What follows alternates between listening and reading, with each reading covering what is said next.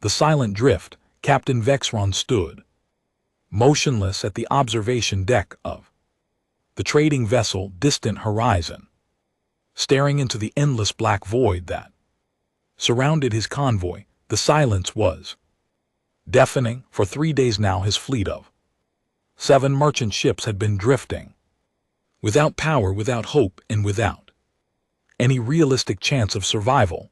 The solar flare had come without warning, violent burst of radiation that swept through their convoy like an invisible monster, frying every navigational system, communication array, and propulsion unit across all 7 vessels. The Keshri were an ancient species, proud and methodical. They had been traveling the trade routes between star systems for over 2,000 years. Their civilization valued caution, careful planning, and adherence to established protocols. Everything they did was measured, calculated, and predictable. This approach had served them well throughout their history, allowing them to build one of the most reliable merchant networks in the known galaxy. But now that same careful nature offered them no solutions. The mathematics were brutal and unforgiving. Their emergency beacons had limited range, and the nearest inhabited system was 6 weeks away at standard speed. Their life support systems would fail in 11 days. Vexron's first officer, a younger Kesh named Thalman, approached. With his head bowed respectfully, his silver-gray scales, normally vibrant and healthy, had turned dull with stress.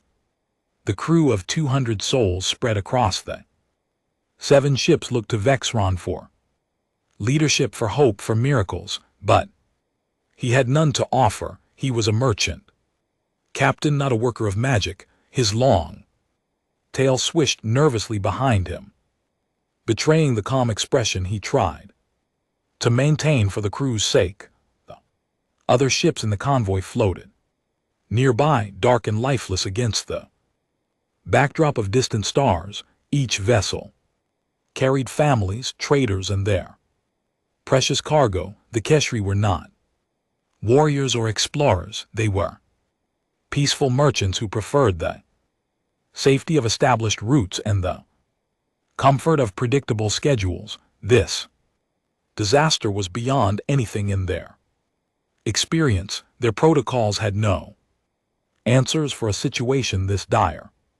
In all their centuries of space travel, the Keshri had never developed rapid rescue capabilities because they had never needed them. Their careful planning usually prevented such catastrophes.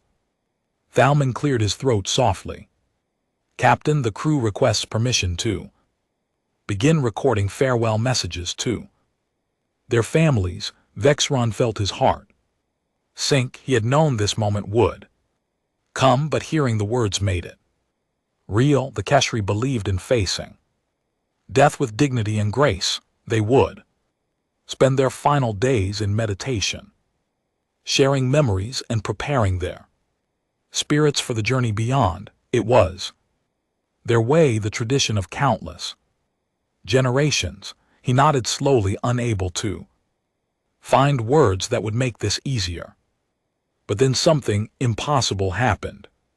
The ship's emergency systems, running on backup power, suddenly flickered to life. A weak alarm chimed through the corridors. Thalman rushed to the nearest console, his clawed hands moving quickly over the dead controls. His eyes widened in disbelief. Captain, I am detecting a vessel, a large vessel. It just appeared on our sensors.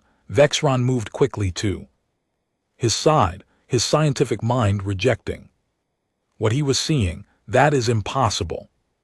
No ship can travel that quickly. The readings show it materialized less than 5 minutes ago. Nothing moves that fast. The sensor display showed a massive ship, easily 3 times the size of their largest merchant vessel. Its Design was unlike anything in the Kesher database, angular and aggressive. It looked more like a predator than a cargo hauler. The hallmarkings were in an unfamiliar script, but the translation software slowly parsed the symbols. Uchini's Valiant, United Human Naval Ship, Earth Expeditionary Fleet, humans. Vexron had heard of them, the newest species admitted to the Galactic Council only 40 standard years ago. Rumors about them were contradictory and often disturbing. They were said to be reckless, emotional, and dangerously unpredictable. They ignored safety regulations that other species had established over millennia. They took risks that no rational being would consider. The communication system crackled to life, and a human face appeared on the screen. It was a female, with dark skin, short black hair, and intense brown eyes that seemed to assess everything instantly. Her uniform was crisp and professional, but there was something in her expression that the Keshri found unsettling. She was smiling, who smiled in a rescue situation. Attention Keshri convoy. This is Commander Sarah Mitchell of the Valiant. We received the echo of your distress beacon and came as fast as we could. We are here to provide assistance. Please stand by for rescue operations. Vexron found his voice, though it came out weaker than he intended. Commander Mitchell, we appreciate your response, but our situation is beyond help. All our primary systems are destroyed. Our ships are dead in space. You should preserve your resources and continue your journey. The human smile widened, which confused Vexron even more.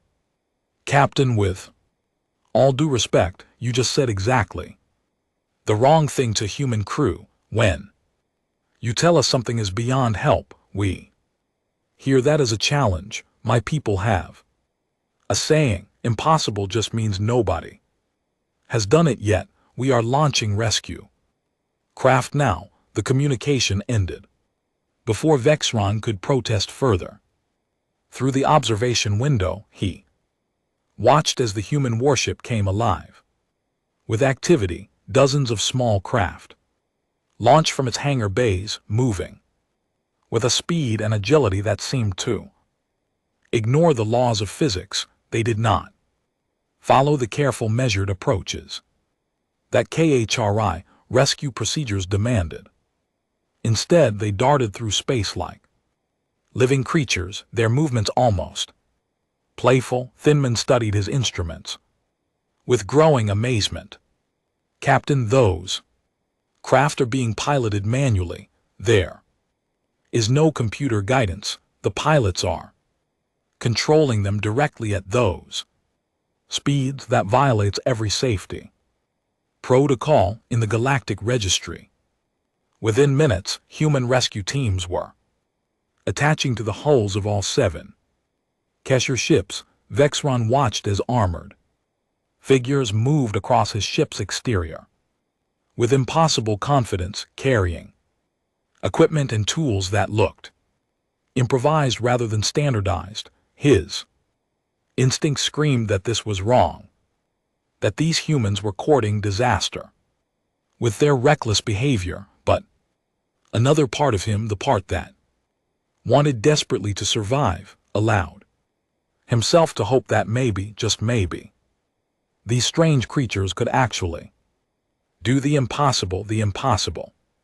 Rescue the first human to enter the distant horizon removed his helmet to reveal a young man with red hair, green eyes, and a face covered in freckles. He grinned widely at the assembled Kesher crew, who stared at him with a mixture of fear and fascination. Hi there, folks. I am Lieutenant Jake Torres, and this is my rescue team. We are here to get you home safe and sound. Do not worry about a thing. We have done this Kind of worked before. Well, not exactly. This, but close enough. The casual tone. Shocked Vexron. This was a life or death situation, and the human sounded like he was discussing the weather. More humans poured through the airlock, carrying equipment that ranged from sophisticated technology to what appeared to be simple tools held together with tape and wire.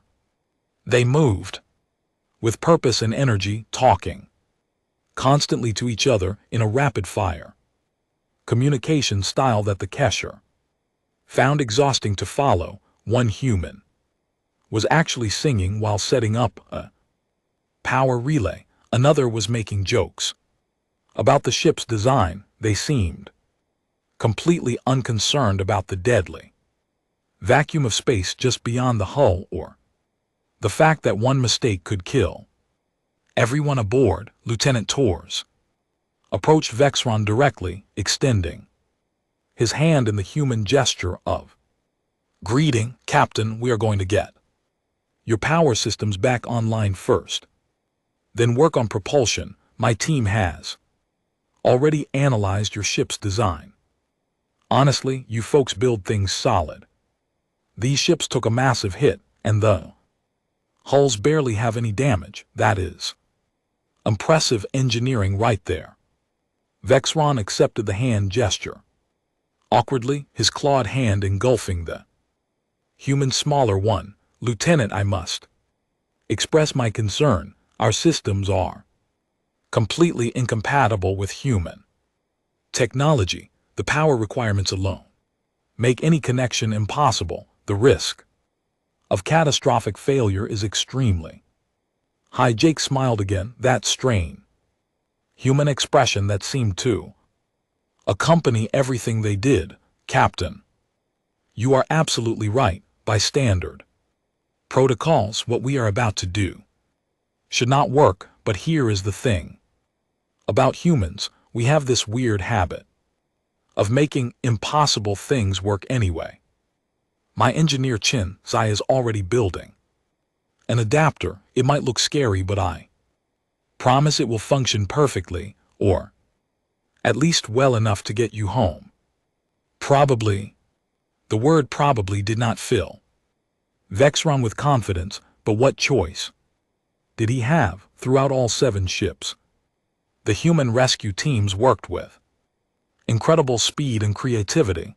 They did not follow any established procedures that the Kesher recognized.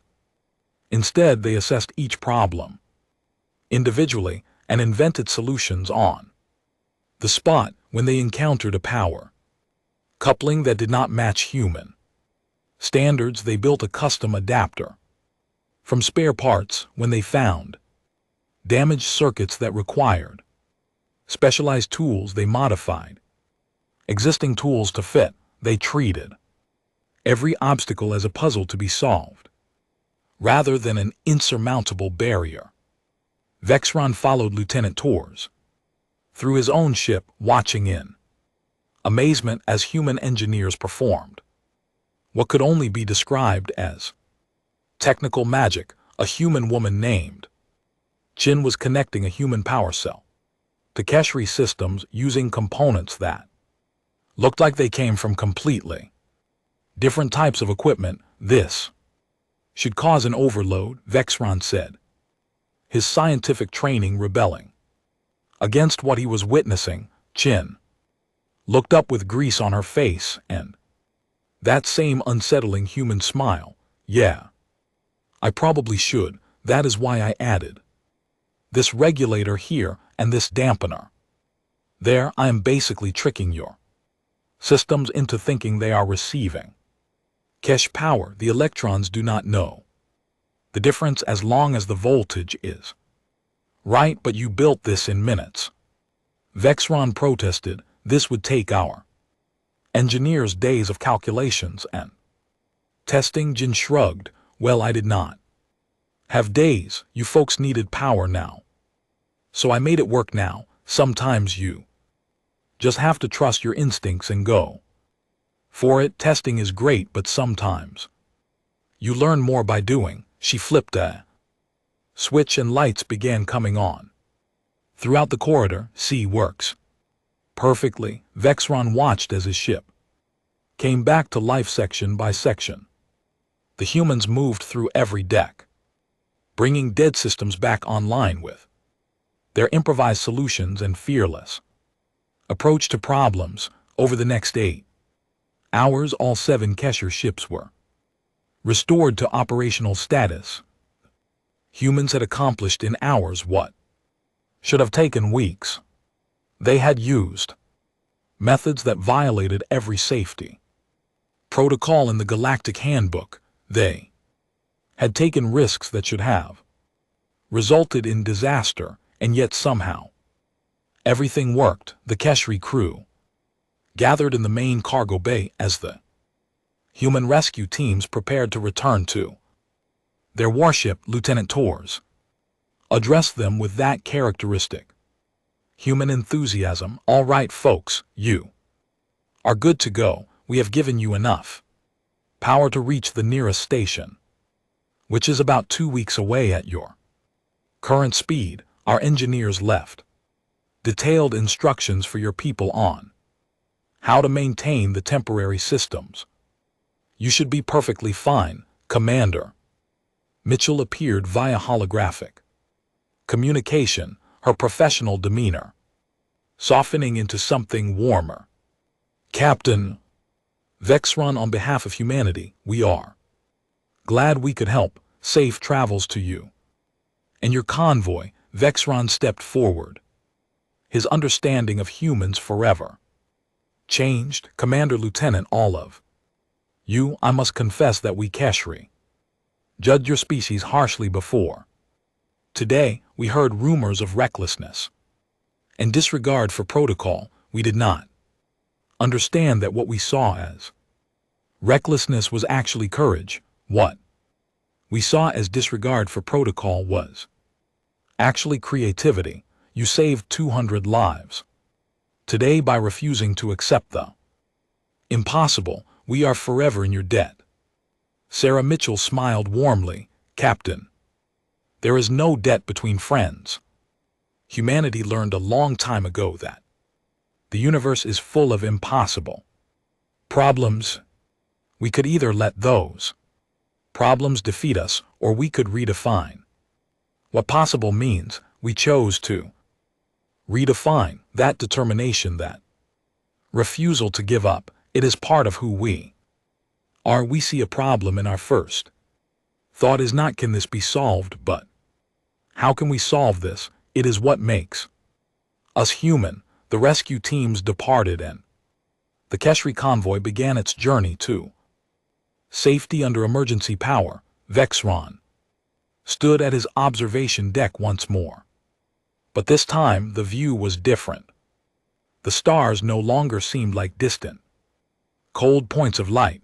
They seemed full of possibility, full of potential, full of hope. He had witnessed something remarkable today. He had seen a species that approached the universe not with careful caution but with confident determination. The humans did not wait for perfect solutions. They created workable ones. They did not accept limitations. They invented alternatives. As the convoy moved slowly through space, Vexron recorded a message that would be sent to the Galactic Council. He spoke of the rescue of the human methods, of the lessons learned. He concluded with words that would reshape Keshri understanding of their newest galactic neighbors. We have much to learn from humanity. They possess something we lost in our millennia of caution. They possess the courage to attempt the impossible and the creativity to make it work. They do not see barriers, they see opportunities. Perhaps this is what the galaxy needs. Perhaps this is what will carry all of us forward into a brighter future. The humans have reminded us of something important. Sometimes the impossible is just the possible, waiting for someone brave enough to try. End of story.